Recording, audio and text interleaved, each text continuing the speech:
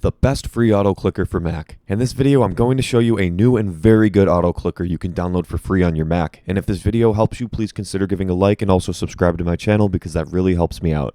There's an auto clicker for Mac called Autoclick I don't hear talked about nearly enough. I will link it in the description so you can easily download it. Start by downloading this application and dropping it in your applications folder. A quick note that this is likely going to need permissions to run, so after opening it, you can go to System Settings, Privacy and Security, scroll down, Accessibility, and make sure that Autoclick is checked on. The program can be configured to use the left or right click, as well as how many times per second you would like it to. When you hit start, it'll begin auto-clicking. To give a quick demonstration, I fired up Cookie Clicker to show what this thing can do. We hit start, and it immediately goes. If at any point you need to stop the clicking, you can hold down FN. This will temporarily pause it so you're able to use your mouse for something else.